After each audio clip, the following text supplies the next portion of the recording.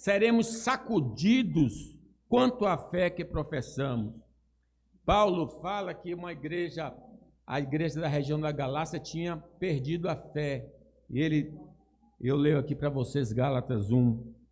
Admira-me que estejais passando tão depressa daquele que vos chamou a graça de Cristo para outro evangelho, o qual não é outro, senão que há alguns que vos perturbam o terremoto, o falso ensino, e querem perverter o evangelho de Cristo.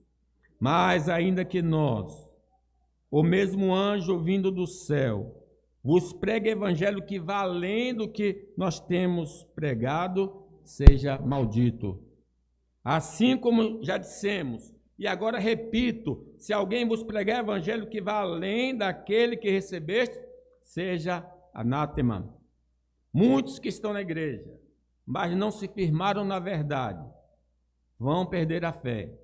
E crentes que não examinam as escrituras regularmente, irão se desviar temporariamente do caminho, por dar ouvido aos profetas do engano. Timóteo capítulo 4, 1 Timóteo. Vamos ler aí? Ora, o Espírito afirma expressamente que nos últimos tempos alguns apostatarão da fé por obedecerem a espíritos enganadores e a ensino de demônios. Mas, irmãos, se valorizarmos e examinar o livro de Deus, estaremos aptos para resistir a esses abalos, porque estamos firmados na rocha.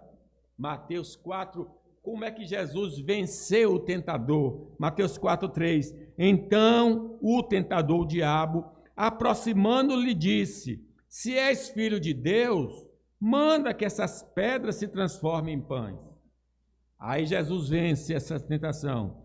Jesus, porém, respondeu: está escrito, não só de pão viverá o homem, mas de toda palavra que procede da boca de Deus. Outra área em que nós nos sentimos geralmente abalados é na ética cristã. Sobre o argumento de que vivemos em uma nova sociedade evoluída e que os princípios de comportamento cristão são da idade da pedra, vão tentar nos envolver, nos demover da vida cristã saudável para uma vida de liberalidade moral que contradiz o ensino da palavra de Deus. Pedro nos diz: assim como no meio do povo surgiram falsos profetas, assim também haverá entre vós falsos mestres, os quais introduzirão dissimuladamente heresias destruidoras, doutrinas destruidoras, doutrinas erradas, até ao ponto de renegar o soberano Senhor, que os resgatou, trazendo sobre si mesmo repentina destruição. E o efeito dessa pregação maligna: e muitos seguirão as suas práticas libertinas, e por causa deles será infamado o caminho da verdade. Mas nós, irmãos, que conhecemos a vontade de Deus para o nosso viver, não iremos ser abalados por essa visão pecaminosa de vida, porque sabemos que os que vivem assim não podem agradar a Deus.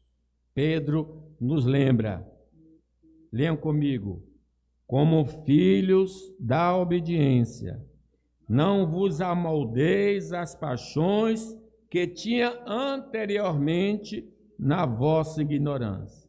Pelo contrário, segundo é santo aquele que vos chamou, tornai-vos santos também vós mesmos em todo vosso procedimento.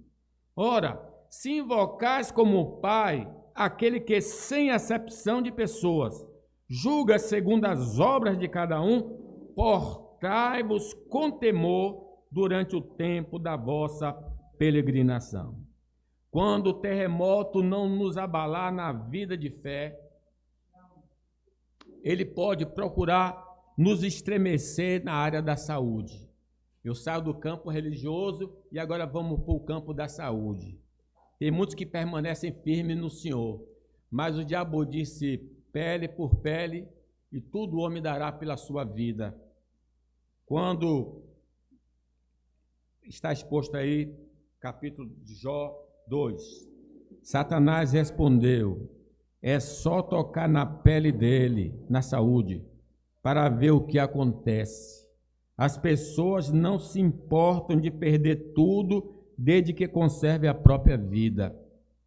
Agora, se estenderes a mão e feris o corpo dele, verás como ele, sem nenhum respeito, te amaldiçoará. Perder a saúde é algo sério. A pessoa pode deixar Deus por causa disso. Quando a doença chega e se instala, o brilho do rosto desaparece. A limitação da locomoção, as dores, os efeitos colaterais dos medicamentos, entre outros, tende a abalar nossa fé no Deus vivo e verdadeiro. Não importa qual seja a enfermidade, ela tem o poder de balançar nossas convicções e esperança. O Salmo 116, versículo 3 diz: os laços da morte estavam me apertando. Os horrores da sepultura tomaram conta de mim. E eu fiquei aflito e apavorado. Eu cria, ainda que disse, estive sobremodo aflito. Eu disse na minha perturbação, todo homem é mentiroso. Quando o homem está sofrendo, ele xinga Deus, xinga o próximo, xinga todo mundo.